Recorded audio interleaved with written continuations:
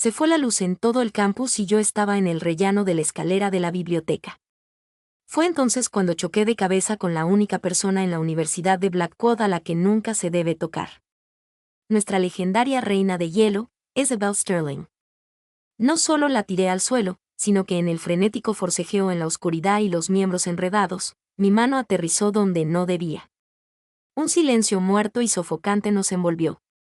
Esta era la mujer que había rechazado al capitán del equipo de fútbol americano, Blake Huntington, 300 veces. La mujer cuya obsesión por la limpieza era tan extrema que se rumoreaba que usaba pinzas de plata esterlina para manipular un trozo de papel. En ese momento, redacté mentalmente mi solicitud de baja. Al día siguiente, me llamaron a la oficina del rector. Isabelle y su padre, el presidente del Consejo de Administración de la universidad, me observaban con la misma mirada fría y analítica. Hay 3 opciones, comenzó Isabelle, con una voz completamente desprovista de calidez. Primero, mi padre te hace desaparecer de esta universidad y, como extra, arruina a toda tu familia. Segundo, te conviertes en mi novio, con efecto inmediato hasta que me aburra. Tercero, sacó un bisturí de grado médico de su bolso de diseñador y trazó una línea en el aire frente a mi cara. He estado sacando excelentes notas en mi clase de anatomía. Necesito un nuevo espécimen. Se inclinó. Puedes elegir o puedo elegir yo por ti. Mis rodillas cedieron. Me lancé hacia adelante y abracé la pierna de su padre. Señor Sterling. Señor, asumiré toda la responsabilidad por ella. Los pantalones del presidente Sterling estaban hechos de una tela cara e impecablemente confeccionada. Pero mientras me aferraba a ella, solo sentí un escalofrío que me calaba hasta los huesos. Me pateó como si fuera algo vil. Había intervenido. Patético. Siseó. Caí hecho un ovillo sobre un suelo pulido. Por el rabillo del ojo, vi el más mínimo atisbo de una curva en los labios de Isabel Sterling. No era una sonrisa. Era la silenciosa satisfacción de una cazadora que observa a su presa caer directamente en una trampa. Un documento me golpeó en la cara. Fírmalo, ordenó. Era un acuerdo de relación. Artículo 1. El sujeto debe informar de su paradero las 24 horas del día, los 7 días de la semana. Margen de error no superior a 5 minutos. Artículo 2. El sujeto debe instalar una aplicación de rastreo de ubicación en su teléfono y estar disponible para confirmación por video en todo momento. Artículo 3. El sujeto tiene prohibido hacer contacto visual con cualquier otra mujer durante más de 10 segundos o intercambiar más de 3 frases de conversación. Artículo 99. La interpretación final de todos los artículos reside únicamente en Isabel Sterling. Esto era un acuerdo. Era un contrato de servidumbre por contrato. Tomé el bolígrafo, con la mano temblando violentamente. Isabelle tomó un elegante bolígrafo de metal del escritorio del presidente y lo hizo girar frente a mis ojos. Hizo clic en la parte superior y, en lugar de un bolígrafo, una pequeña y brillante hoja de bisturí emergió con un suave chasquido. La punta afilada como una navaja se hizo cada vez más grande en mi reflejo. ¿Firma o no? Dejé de dudar. Tomé el bolígrafo y garabateé mi nombre en la última página. Liam Carter. Satisfecha, retiró el documento y sacó una tarjeta negra de su bolso, arrojándola al suelo frente a mí. Un pin de Amex Centurion es tu cumpleaños. Me congelé. No puedo soportar esto. La dignidad de un hombre. Era lo último que me quedaba. Sus ojos se volvieron gélidos. Giró el bolígrafo bisturí entre sus dedos, su metal zumbando levemente. Tómalo, prácticamente me lancé hacia la tarjeta, aferrándola a mi mano como a mi salvavidas. Gracias. Gracias, Isabelle. Dignidad. ¿Qué demonios es eso? ¿Paga la matrícula? Mi primer deber oficial era almorzar con ella. El lugar, el comedor del campus. Era la hora punta del almuerzo, un mar caótico de estudiantes. Cuando Isabel Sterling, llevando una bandeja de almuerzo, se sentó justo enfrente de mí. Todo el salón quedó en silencio, como si alguien hubiera pulsado un botón de silencio universal. Todos estábamos paralizados en nuestra pequeña mesa. Quería hundir la cara en mi puré de patatas. Lo que lo empeoró exponencialmente fue cuando sacó de su bolso un pequeño estuche de terciopelo. Dentro había 2 pares de pinzas plateadas. Con una precisión minuciosa, usó un par para coger una judía verde y llevársela a los labios. Luego usó el otro par para un trozo de costilla a la barbacoa. Los estudiantes a nuestro alrededor nos miraban como si fuéramos una extraña atracción en el zoológico. Sentí que mi vida social se desmoronaba. En ese momento, todo terminó. Mi reputación estaba muerta. Estaba tan nerviosa que mi mano se contrajo y una gota grasienta de salsa salió disparada de mi tenedor y aterrizó sobre una falda blanca impoluta. Una pequeña flor marrón de grasa floreció en la tela. Estaba acabada. El aire del mundo pareció congelarse. Isabelle se detuvo. Bajó lentamente la cabeza, con la mirada fija en la mancha. Su expresión se volvió más fría que un invierno siberiano. Un solo pensamiento resonó en mi cabeza. ¿Dónde puse mi solicitud de retiro? ¿Debería escribir un testamento? Justo cuando me preparaba para mi ejecución, mi cuerpo se movió antes que mi cerebro. Saqué el pañuelo del bolsillo. No solo lo froté. Lo doblé con precisión en un pequeño cuadrado. Usando una esquina, di golpecitos suaves en el centro de la mancha, dejando que el papel absorbiera la grasa. Luego, usando una esquina limpia, sequé desde el exterior de la mancha hacia adentro. Todo el proceso duró menos de 5 segundos. La mancha desapareció, dejando solo una tenue marca de agua. Solo después de terminar me di cuenta de que estaba empapado en sudor frío. Frente a mí, Isabelle estaba congelada. Me miraba fijamente, y por primera vez, vi un destello de asombro genuino en esos ojos perpetuamente gélidos. No pude sostenerle la mirada. Miré mi plato y murmuré una explicación. Te he visto hacerlo antes. Sé cómo te gusta lidiar con manchas como esa.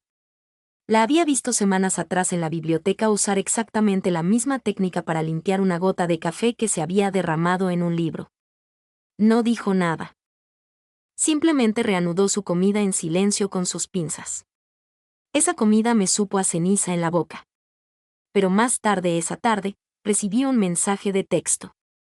Era una foto de mi acuerdo de relación. La cláusula que detallaba el castigo por ensuciar la ropa, copiar sus apuntes de anatomía a mano 100 veces, había sido tachada agresivamente con una gruesa línea roja. Una extraña sensación me invadió, algo que no podía describir del todo. Tarde esa noche, mi teléfono se iluminó de nuevo. Era un mensaje de texto de ella, breve y directo al grano sobre la ropa que te compré para mañana. Adjunta había una foto de un traje de hombre de aspecto caro perfectamente arreglado en una percha. Su estilo era completamente ajeno a las camisas de cuadros y los vaqueros desgastados que llenan mi armario. Al día siguiente, fui el centro de atención de la universidad. El traje estaba impecablemente confeccionado con una especie de material ridículamente suave, pero en mí, parecía un niño jugando a disfrazarse con la ropa de su padre. Los susurros me siguieron por el patio. Mira, ese es Liam Carter, el tipo que Isabel Sterling compró. No lo entiendo. Es tan común. ¿Cómo te metes con la reina de hielo? ¿Te metes con ella? Es una mascota. Mira ese traje. ¿No parece un juguete sexual para una rica Ice? Las palabras eran como agujas que me atravesaban. Mantuve la cabeza baja, tratando de llegar a mi aula lo más rápido posible.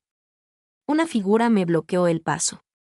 Era Blake Huntington, el mariscal de campo estrella, y un hombre al que Isabelle había rechazado 300 veces. Estaba flanqueado por algunos de sus corpulentos compañeros linieros. Todos ellos sonriendo con suficiencia. Bueno, si no es Liam, puedes poner a un mono en un traje, pero sigue siendo un mono.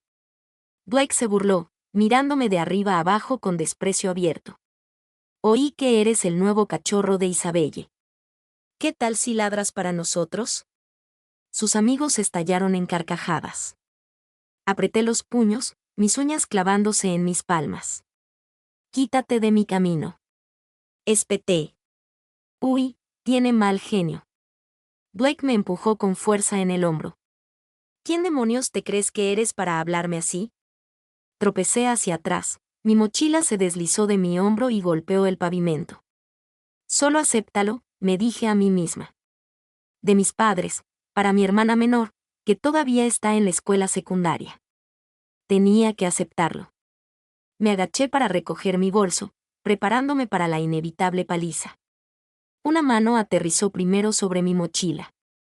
Levanté la vista y vi a Isabelle. Había aparecido de la nada, tan silenciosa como una sombra. Detrás de ella había dos hombres con trajes negros, su postura tranquila y profesional. Claramente eran guardaespaldas. Todo el patio se quedó en silencio. Isabelle ni siquiera miró a Blake.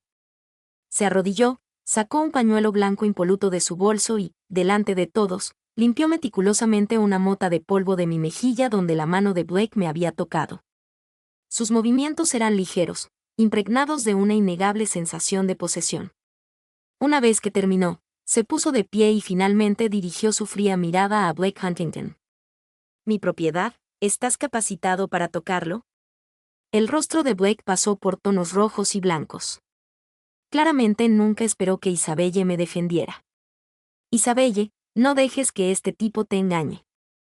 Es un don nadie de la nada. Va tras tu dinero. No te merece. Isabelle rió. Fue un sonido extraño e inquietante, como un lago helado que se resquebraja para revelar la gélida oscuridad debajo antes de congelarse de nuevo al instante. Si me merece o no es algo que debo decidir yo. Pero tú, dijo, bajando la voz, puedes ser expulsado de esta universidad con efecto inmediato. Sacó su teléfono. Marcó un número y dijo solo dos palabras. Los Huntington. Menos de 30 segundos después, el teléfono de Blake empezó a sonar frenéticamente. Contestó y el color desapareció de su rostro. El rugido aterrorizado y furioso de un hombre resonó en el auricular, lo suficientemente fuerte como para que todos los que estaban cerca lo oyeran. Maldito idiota.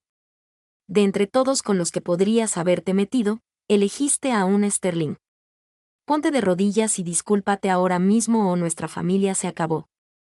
Blake se quedó allí, con la mano temblando tanto que apenas podía sostener el teléfono. Miró a Isabelle, con los ojos llenos de una mezcla de terror e incredulidad. Lo siento, balbuceó, con la cabeza gacha por la humillación. Su voz era apenas un susurro. Vete, fue todo lo que dijo Isabelle. Blake y su grupo de matones prácticamente se atropellaron unos a otros mientras intentaban escapar.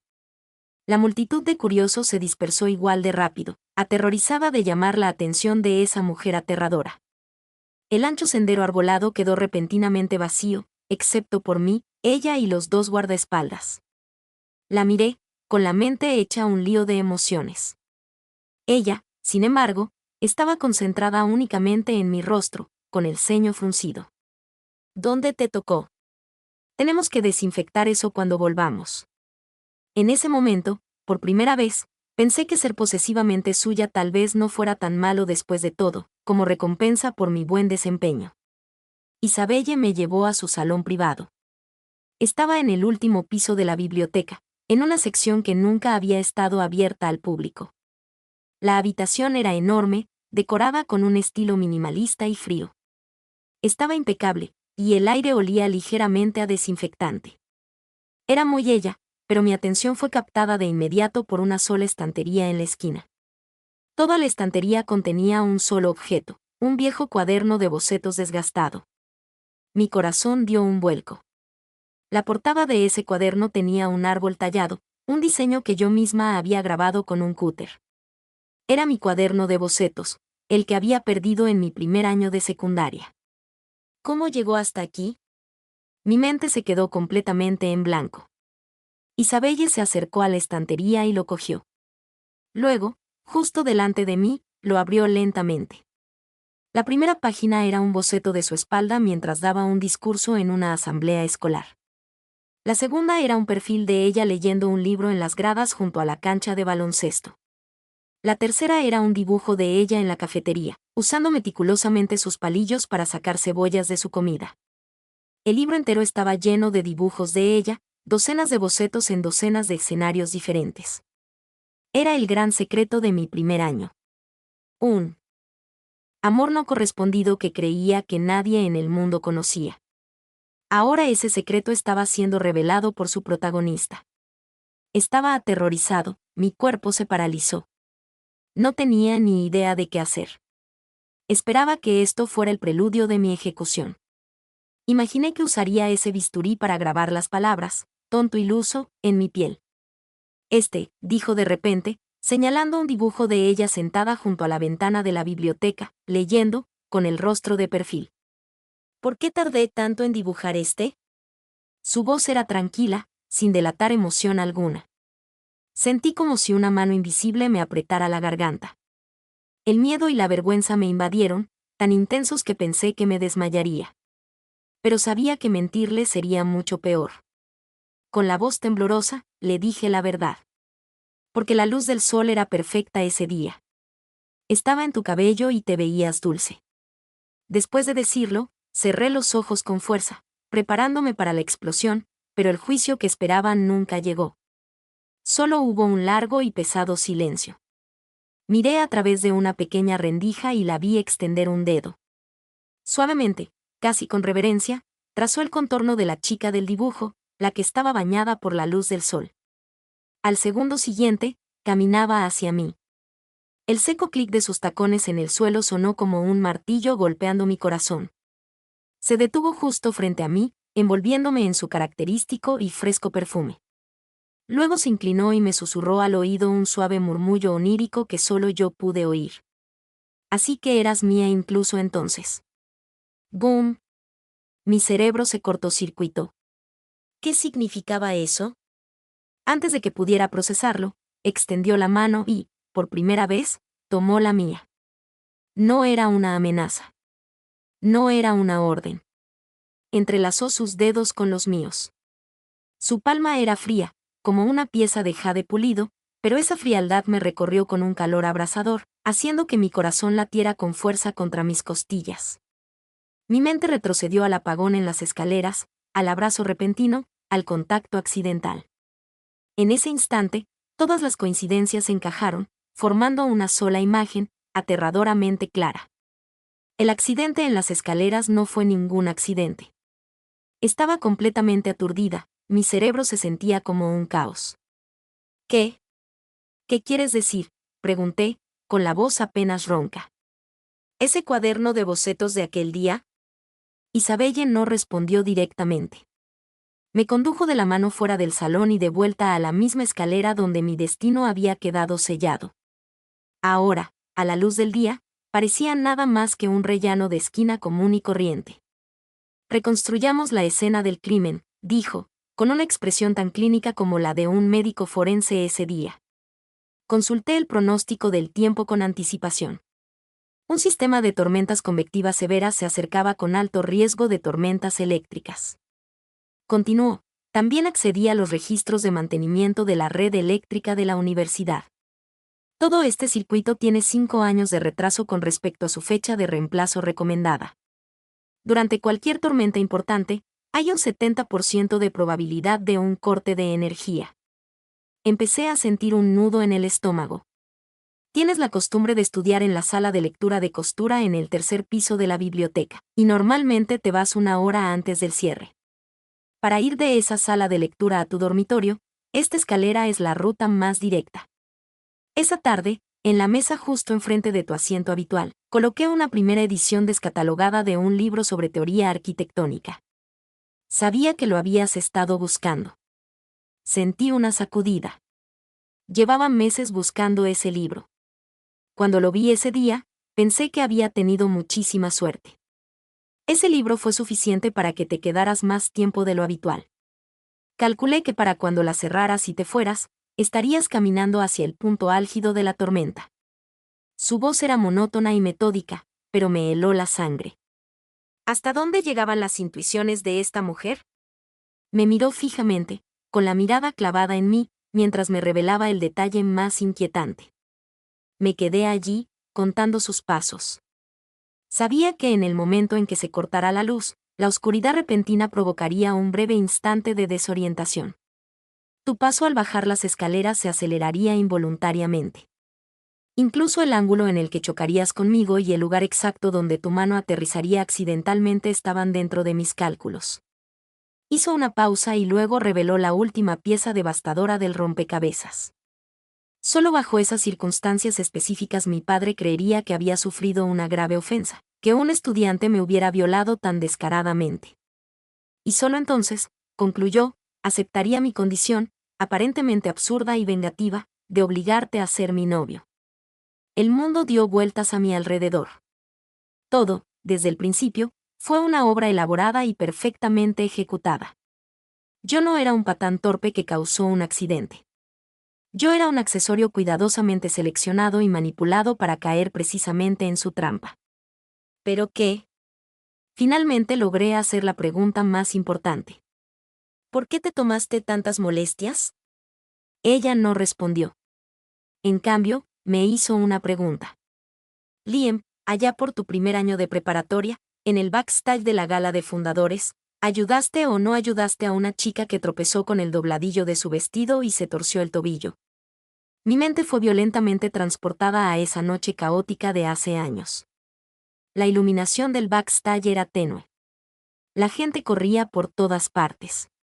Recordé a una chica con un vestido elaborado. Llevaba una máscara, así que nunca vi su rostro con claridad. Se había torcido el tobillo y estaba sentada en un rincón presa del pánico. Yo solo pasaba por allí. Parecía tan angustiada que agarré un botiquín de primeros auxilios y la ayudé a limpiarse el raspón. Incluso usé un alambre plateado de una caja de regalo cercana para improvisar una bolsa de hielo en su tobillo. Un momento. Después, una maestra la llamó y desapareció. Nunca más la volví a ver. Siempre lo había considerado un momento completamente insignificante. Isabella observó mi expresión mientras el recuerdo volvía. Luego, lentamente, levantó su muñeca izquierda. Siempre llevaba un reloj de aspecto caro. Ahora se lo desabrochó. Allí, sobre su piel, junto a la tenue marca que había dejado el reloj, había una pulsera sencilla y discreta, trenzada con un fino cordón plateado. El estilo era tosco, y el nudo era un nudo muerto, torpe pero seguro, que yo misma había inventado. Me mostró la muñeca. Esa chica, dijo en voz baja, era yo. Sentí como si me hubiera caído un rayo. Estaba completamente paralizada, congelada en el sitio. Tras la revelación, la atmósfera entre nosotras se volvió increíblemente extraña. El miedo seguía ahí, pero ahora estaba mezclado con la conmoción, una extraña gratitud y una profunda sensación de estar completamente fuera de lugar. Miré a esta chica fría, obsesiva y brillante que había orquestado una cacería tan monumental, todo por un pequeño acto de bondad olvidado de años atrás. No tenía ni idea de qué decir. Después de un largo silencio, reuní hasta la última gota de valor que poseía. Así que, ya que oficialmente somos novios, me rasqué la nuca. Deberíamos, ya sabes, tener una cita como hacen las parejas normales. Me miró y asintió levemente. Solté un suspiro. No me había dado cuenta de que estaba a punto de sugerir una película o un paseo por el parque, pero el destino que eligió hizo que la sonrisa se congelara en mi rostro. El Museo de Ciencias, específicamente la exposición de anatomía humana. ¿Qué podía decir? Apreté los dientes y fui con ella. El museo estaba lleno ese fin de semana, pero la exposición de anatomía, llena de cuerpos y órganos humanos conservados, estaba extrañamente vacía. Miré fijamente los músculos, huesos y vísceras flotando en piel de cordero, con el estómago revuelto. Isabelle, sin embargo, estaba fascinada. Ella recorrió las vitrinas como si estuviera en Tiffany's. Incluso señaló un espécimen esquelético completo para darme una lección improvisada. Mira aquí. La articulación entre el húmero y el cúbito muestra signos de una dislocación menor. La fijación no estaba hecha profesionalmente. Simplemente asentí con la cabeza tratando de no vomitar. De repente, un grito agudo y penetrante resonó desde el pasillo. Era una niña haciendo una rabieta. Era un sonido normal, pero el efecto en Isabelle fue inmediato y violento. El color desapareció de su rostro y su cuerpo comenzó a temblar incontrolablemente. Gotas de sudor frío brotaron de su frente. recordé haber leído su expediente. Algo sobre un caso grave de trastorno de estrés postraumático. Sin pensarlo 2 veces, la agarré de la mano y prácticamente la arrastré fuera de la exposición. Está bien, estás bien, le dije, llevándola a un rincón tranquilo y desierto. Le tapé los oídos con las manos, abrazándola para protegerla del mundo exterior. Su cuerpo se sentía como una hoja en medio de una tormenta, temblando violentamente contra mi pecho. El temblor tardó muchísimo en cesar. Allí, en aquel rincón silencioso, finalmente me mostró la vulnerabilidad oculta bajo el iceberg. Me contó que, de niña, había sido secuestrada por uno de los rivales de negocios de su padre. La encerraron en un sótano a oscuras, en la habitación contigua. El hijo del secuestrador había gritado y llorado durante 3 días y 3 noches seguidas. Aquel grito agudo y desesperanzador se convirtió en la banda sonora de su pesadilla de toda la vida. Después de eso, nunca volví a confiar en nadie, dijo. Su voz era un susurro débil y tembloroso. Lo único en lo que creo es en el control absoluto y en el poder que puedo tener en mis propias manos. Al oír sus palabras, sentí que me apretaban el corazón con una tenaza. Su obsesión por la limpieza, su fría indiferencia, su asfixiante necesidad de control, todo provenía de esto. No era su personalidad. Era una armadura que se había construido para sobrevivir. Apreté mi abrazo. Mi voz se llenó de una convicción que me sorprendió incluso a mí. De ahora en adelante, susurré, te protegeré. Dejó de temblar. Hundió el rostro en mi pecho y murmuró. Su voz era tan baja que apenas pude oírla. No te atrevas a mentirme. Si me mientes, de verdad te convertiré en un espécimen para que puedas quedarte conmigo para siempre. Esa amenaza sangrienta y aterradora, en ese instante, sonó como la declaración de amor más hermosa que jamás había escuchado. La pieza no duró. La venganza de Blake Huntington llegó rápidamente bajo la presión de la familia Sterling. No lo habían expulsado, pero lo habían humillado por completo frente a toda la escuela. Me culpó de todo. Indagó en los antecedentes de mi familia y descubrió a mi hermana menor, que había sido frágil y enferma en la infancia. Entraba y salía del hospital acumulando enormes facturas médicas. Una tarde, me acorraló detrás del aula. Esta vez, no usó los puños. Sacó un cheque de su billetera y lo balanceó frente a mi cara. $1.000.000. Toma el dinero y lárgate de la vida de Isabelle. Miré fijamente el cheque. Esa cantidad era suficiente para cubrir los tratamientos médicos de mi hermana durante los próximos años. Mentiría si dijera que no estuve tentada. Al ver mi vacilación, Blake sonrió con sorna y se inclinó hacia mí. No seas tonta. Si dices que no, bueno, no puedo tocar ni $1, pero tengo muchas maneras de asegurarme de que la estancia de tu hermana en el hospital sea desagradable. Una confusión con su medicación, un pequeño accidente durante un procedimiento. Estas cosas son muy fáciles de arreglar para gente como nosotros. Sus palabras fueron como veneno enroscándose en mi oído. Se me heló la sangre. Era una amenaza directa e inequívoca. Miré su rostro engreído y seguro, y una ola de furia me invadió. Por fuera, sin embargo, dejé que mi expresión se transformara en una de avaricia y cobardía. Extendí la mano y tomé el cheque. Bien, ganas, dije, mirando al suelo, con la voz llena de derrota. La dejaré, rió Blake, con una risa triunfal y desagradable. Me dio una palmadita en la mejilla con condescendencia. Así me gusta. Deberías saber cuál es tu lugar. Un don nadie sin dinero como tú no tiene derecho a soñar. Él no lo sabía mientras me entregaba el cheque. Mi teléfono, que descansaba en mi bolsillo, ya estaba grabando. Blake no podía esperar a ver la expresión en el rostro de Isabelle. Inmediatamente me tomó una foto sosteniendo el cheque y se la envió desde un número anónimo con un mensaje jactancioso. Tu nuevo novio te vendió por $1.000.000. Menudo amor verdadero. Lo calculé a la perfección. Justo cuando supe que Isabelle vería esa foto, justo cuando esa familiar tormenta destructiva se acumularía en sus ojos, le envié un archivo de audio. La grabación era nítida. Primero, mi voz. Gracias por el dinero. Esto debería ser suficiente para que Isabelle consiga ese diamante corazón del océano que admiraba en la subasta la semana pasada. Luego, la voz furiosa y entrecortada de Blake. Me estás tomando el pelo. Y finalmente, mi propia voz tranquila. Ah, y por cierto, esa amenaza que acabas de hacer contra mi hermana, la he grabado toda. Me pregunto si el presidente, si Sterling escuchara esto, ¿tendría la familia Huntington algún futuro en Boston? La grabación terminó.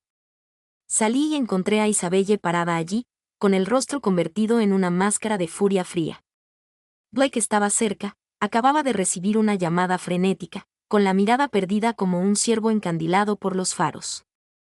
Delante de ambos, tomé el cheque de $1.000.000, lo partí por la mitad y luego lo hice pedazos, dejándolos esparcirse al viento. Comparado con tu dinero, dije, acercándome a Isabelle y mirando a Blake fijamente a los ojos. Prefiero usar el suyo. La tormenta en los ojos de Isabelle desapareció al instante. En su lugar, apareció una mirada que nunca antes había visto, una luz intensa y ardiente que parecía capaz de derretirme. Esta era la primera vez que no me había protegido pasivamente. Esta vez, yo había resuelto el problema por ella. Después del incidente del cheque, el amor de Isabelle por mí escaló a un nuevo nivel asfixiante. Prácticamente me secuestró, llevándome a la villa privada de su familia en el suburbios. La razón oficial era proteger mi seguridad y eliminar cualquier amenaza potencial. La villa era una mansión enorme y lujosa, una jaula de oro. Tenía una habitación preparada para mí, amueblada con todo lo que pudiera desear. Pero pronto descubrí que todas las ventanas eran de vidrio unidireccional. Podía ver los jardines bien cuidados en el cielo, pero nadie desde afuera podía ver hacia adentro. Me confiscaron el teléfono y lo reemplazaron con un dispositivo personalizado. Solo tenía un contacto, Isabel Sterling. El acceso a Internet estaba restringido a un puñado de sitios web académicos que ella había aprobado personalmente. Me prohibió comer comida para llevar o de la cafetería. Ahora ella misma preparaba mis 3 comidas, cada una con calorías, proteínas y vitaminas calculadas al microgramo. Era más rigurosa que una nutricionista famosa. Yo era su canario premiado, despojado de toda libertad. Finalmente, no pude soportarlo más. Isabelle, esto no es protección. Esto es una prisión, grité. Estaba esterilizando un nuevo juego de bisturíes con una toallita con alcohol. Hizo una pausa, detuvo su movimiento. Caminó, me acorraló contra la fría pared, sus hermosos ojos girando con una luz peligrosa y obsesiva. ¿La libertad que quieres? ¿Es libertad para mí? Su voz era suave, pero tenía el peso de una montaña que se derrumba. La miré en mi pequeño e indefenso reflejo en sus oscuras pupilas. Con dificultad, negué con la cabeza. No. El peligroso brillo en sus ojos se desvaneció, reemplazado por una sonrisa de satisfacción. Se puso de puntillas y me dio un suave beso en la frente como si estuviera premiando a un niño bien portado. Buen chico, susurró. Es demasiado peligroso afuera. El único lugar seguro en el mundo es aquí conmigo. Sin embargo, viviendo en esta dinámica retorcida, comencé a notar cosas extrañas. Por ejemplo, su extrema misofobia parecía aplicarse solo al mundo exterior, no a mí. Comía las sobras de mi plato sin pensarlo 2 veces. Bebía de mi vaso de agua. De repente comprendí que su obsesión con la limpieza no era una manía. Era un escudo para mantener al mundo fuera. Y yo estaba dentro de ese escudo. Comencé a poner a prueba los límites, a usar sus propias reglas para entrenarla a la inversa. Una noche, preparó un plato que no me gustó particularmente. Deliberadamente no lo toqué. No se enojó. Simplemente se sentó frente a mí, observándome en silencio. Estuvimos en un punto muerto durante media hora. Al final, fue ella quien cedió. Tomó mi plato, con la voz teñida de ansiedad. Probablemente ni siquiera se reconoció a sí misma. ¿Qué quieres comer? Te prepararé otra cosa. En ese momento, sonreí. En un retorcido tira y afloja. De nuestra relación, nuestro vínculo se fortalecía, se calentaba a su manera extraña y disfuncional. Ya no era solo su presa, su posesión. También había encontrado la clave para controlarla. Pensé que mientras permaneciera a su lado, podríamos continuar así para siempre. Pero el padre de Isabelle, el presidente Sterling, tenía otras ideas. Me citó para otra reunión. Esta vez, Isabelle no estaba allí. Nos reunimos en una sala privada de un exclusivo club del centro. Se sentó a la cabecera de la mesa, estudiándome como un insecto bajo un microscopio. Joven, este juego ha terminado, dijo, con voz plana y desprovista de emoción. Admito que tienes cierta astucia. Pero tú e Isabelle no pertenecen al mismo mundo. Deslizó un cheque sobre la mesa. Tenía un cero más que el que Blake me había ofrecido. $10 millones. Toma este dinero y vete de Boston. Te garantizo la admisión a una universidad de prestigio en el extranjero. Después de graduarte, puedes hacer lo que quieras. Lo único que tienes que hacer es desaparecer por completo de la vida de Isabelle. Miré el cheque, pero no lo toqué. Levanté la cabeza y lo miré directamente a los ojos. Señor, amo a Isabelle. No su dinero. El presidente Sterling soltó una risa fría y sin humor, como si acabara de contar el chiste más estúpido del mundo. Amor. ¿Y qué le ofrecerás? ¿Tienes idea de que ya le hemos concertado un matrimonio? La otra familia es de Nueva York. Su influencia elevará el imperio Sterling a un nuevo nivel. Comparado con él, ni siquiera eres digno de lustrarle los zapatos. Sus palabras fueron como un balde de agua helada sobre mi cabeza. Si te niegas a irte por tu propia voluntad, su voz se endureció, tengo maneras de hacer que la gente te quiera. Simply vanished. The pressure in the room was suffocating just as I felt I was about to be crushed by it. The door to the room was thrown open. Isabelle stood in the doorway, her face pale, but her eyes blazing with defiance. She had clearly heard everything. She strode past her father, put herself between us, and shielded me with her body like a lioness protecting her cub.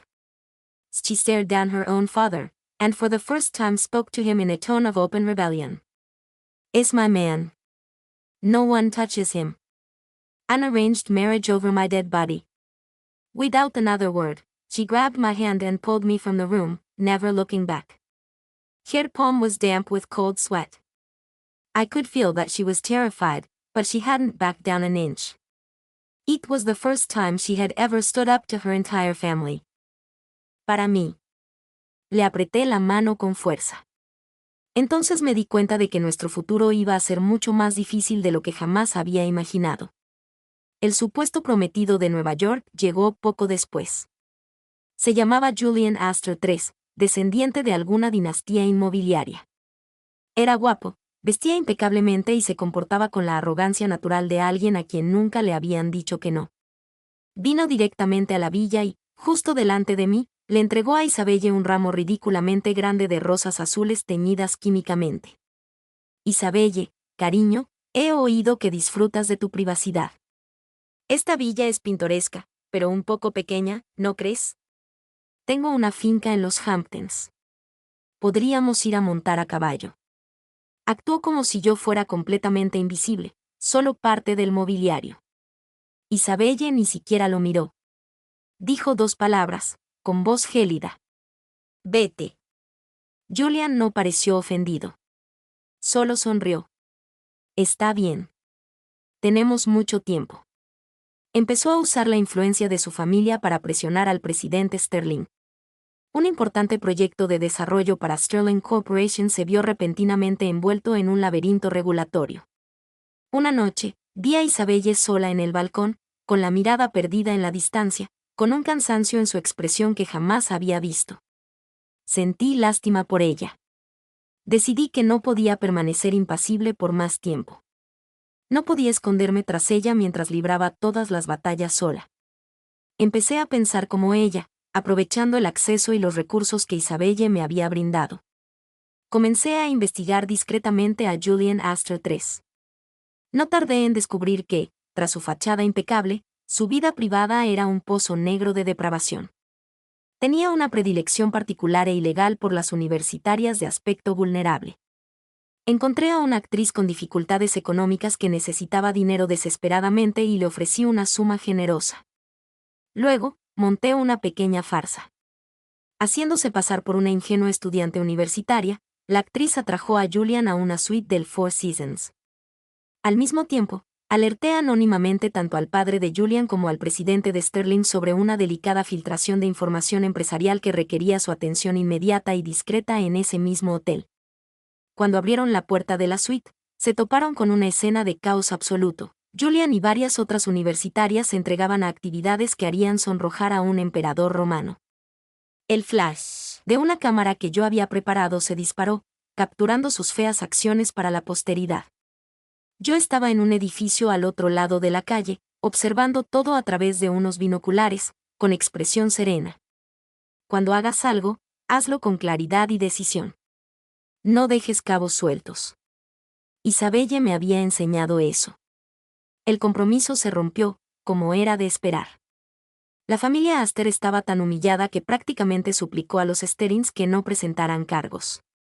Cuando regresé a la villa, Isabelle estaba en su estudio, limpiando y puliendo metódicamente su colección de instrumental quirúrgico. A la luz de una lámpara, su perfil era tan frío y hermoso como siempre, pero teñido de una profunda vulnerabilidad. Me acerqué por detrás y la abracé suavemente. Su cuerpo se puso rígido. Me incliné y le susurré al oído: tus manos están hechas para sostener bisturíes y salvar vidas. De ahora en adelante, yo haré el trabajo sucio. Lentamente, poco a poco, la tensión abandonó su cuerpo.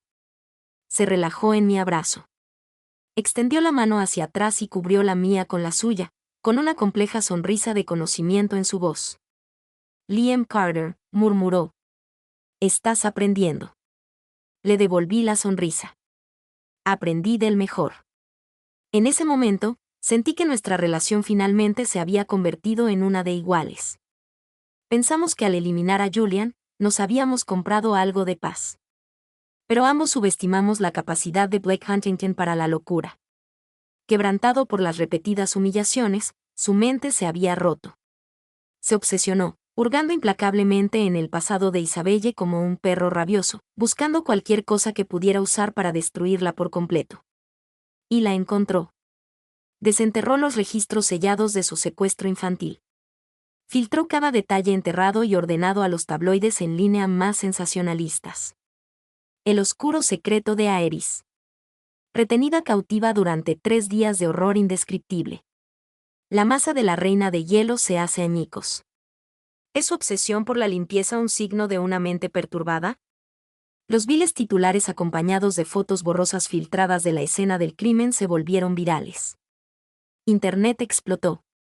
La reacción pública fue un brebaje tóxico de lástima, curiosidad morbosa y especulación maliciosa. Todo se derrumbó sobre Isabelle. La campaña de ciberacoso desencadenó su TED a una escala catastrófica. Se encerró en su habitación, corrió todas las cortinas y se negó a ver o hablar con nadie. No comía. No bebía. Me quedé afuera de su puerta, con el corazón destrozado, pero por mucho que la llamara o la suplicara, no conseguí que abriera. El silencio sepulcral desde dentro fue el sonido más aterrador que jamás había oído.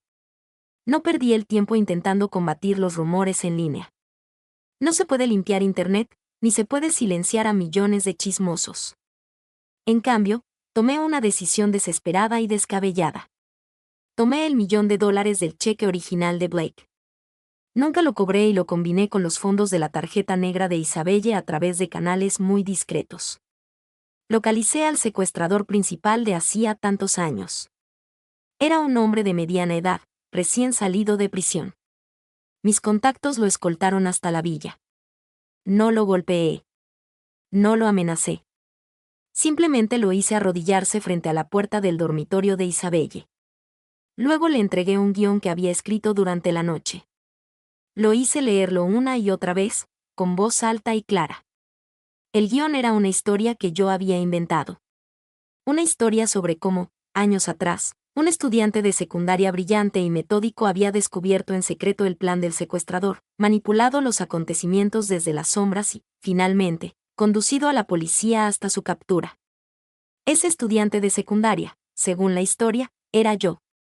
De pie frente a su puerta cerrada, reuní todo el aire de mis pulmones y grité: «Isabelle, ¿escuchas eso? El hombre que te hizo daño. Ya lo estaba buscando hace 10 años. No aparecí en tu vida ahora. La verdad es que siempre estuve ahí, cuidándote». Fue una confesión construida sobre una base de mentiras y verdades. No tenía idea de si me creería. Era la única manera que se me ocurrió para rescatarla del abismo. Después de mi último grito, me dejé caer contra la pared, exhausto, con el corazón latiendo con fuerza mientras esperaba. 1 segundo, 2 segundos, la cerradura hizo clic, la puerta se abrió. Allí estaba Isabelle.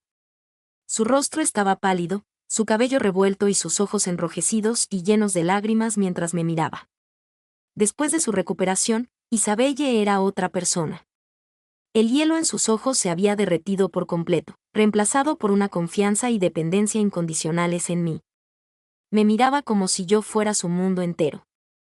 El presidente Sterling también había presenciado todo lo que yo había hecho, en particular los métodos poco ortodoxos, casi criminales, que había utilizado para rescatar a su hija del borde de un colapso total. Su actitud hacia mí finalmente comenzó a suavizarse.